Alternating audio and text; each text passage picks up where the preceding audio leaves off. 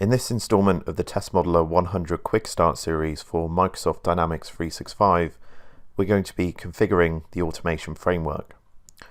The goal of this session is that by the end you will have downloaded the Microsoft Dynamics automation framework and have configured it for your Dynamics 365 instance.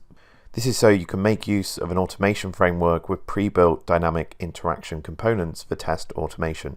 So let's jump in and start configuring the framework. Okay, so we're just inside GitHub here and we've come into the Test Modeler Dynamics 365 framework. And what we're going to do is download this as a zip file. Now what I've done here is I've just made a new folder on my C drive and I'm just going to unzip the framework so that we've got that available inside our environment. If I come in the folder here, what you'll see is that there's a solution file that can be opened in Visual Studio. So we'll come in and we'll open that up.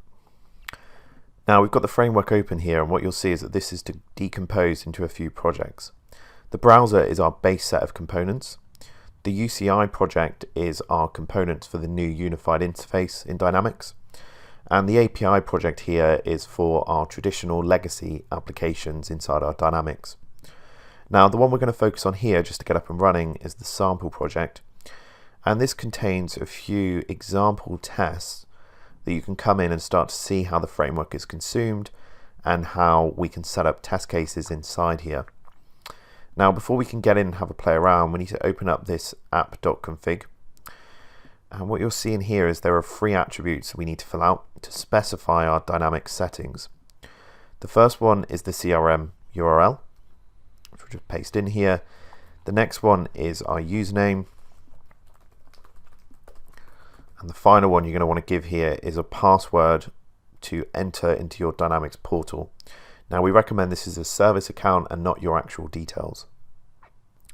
Now once we've got those parameters set up, what we can do is we can come in and we can start to run a test.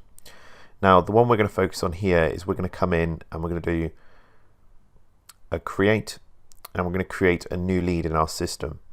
We'll see here the test case is configured so that it logs in, open the sales app, open the leads, clicks new, and then enters a first name, last name and a subject, and then saves the entity.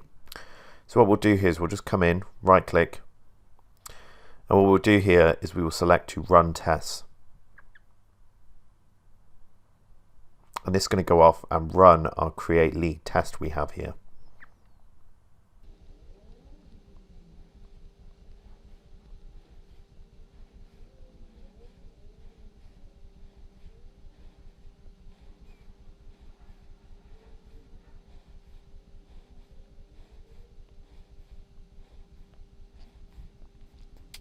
And what we'll see here is our test has passed. Now that's a nice way just to make sure that the framework is up and running, the credentials are correct, and we can go through and everything is working with your Chrome driver that you've set up.